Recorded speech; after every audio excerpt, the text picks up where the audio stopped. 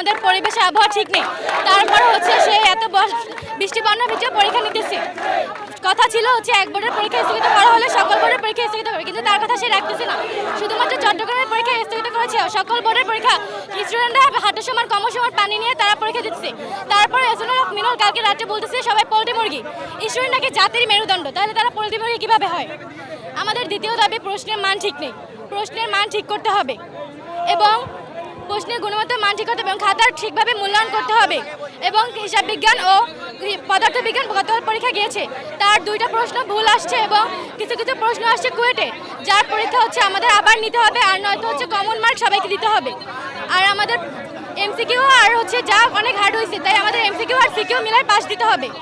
এবং এসএনএল মিলন কেন আমাদের পোল্ট্রি মুরগি বলেছে, তাই আমাদেরকে সরাসরি আসে প্রকাশ্যে তাদের ক্ষমা চাইতে হবে। শিক্ষামন্ত্রী প্লাস শিক্ষা বোর্ডের উপর থেকে আমাদের বেশ আগে থেকে সাফার করে আসতেছে। আমরা এবার ফুল সিলেবাস দিয়ে পরীক্ষা দিচ্ছি, তারপর আমাদের যে কোশ্চেনের টাইপ বুয়েটের কোশ্চেনের টাইপ থেকেও ভয়ঙ্কর।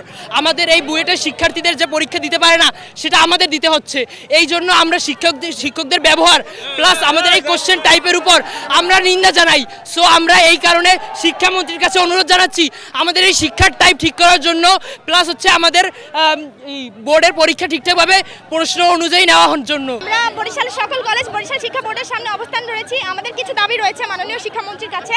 প্রথমত হচ্ছে আমাদের স্ট্যান্ডার্ড মানের কোশ্চেন করতে হবে, সেটা হচ্ছে গিয়ে ইউনিভার্সিটি লেভেলের প্রশ্ন আমাদের এসএসসির ভিতরে দেওয়া যাবে না।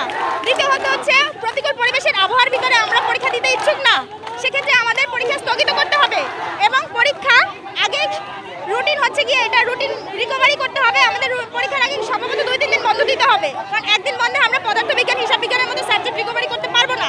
এর কারণে আমরা আরও কিছু যৌক্তিক দাবি নিয়ে মাননীয় শিক্ষামন্ত্রীর কাছে আমরা বরিশাল বোর্ডে অবস্থান করছি।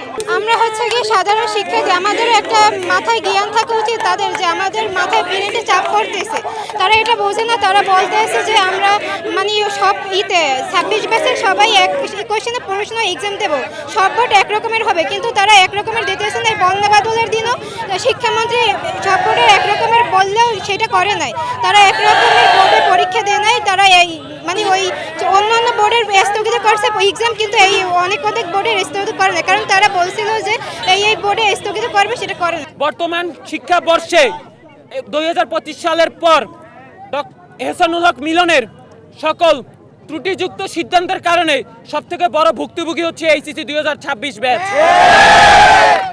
আমরা আজকে অনেক অংশে অনেকগুলো পরীক্ষা দিয়ে ফেলেছি। এই পরীক্ষাগুলো দেওয়ার পর আজকে আমরা ধৈর্য না রাখতে পেরে আজকে বরিশালের সকল শিক্ষার্থী, সকল কলেজ, সর্বস্তরের জনগণ, সর্বস্তরের সবাই মিলে আজকের আমাদের এই মানববন্ধন।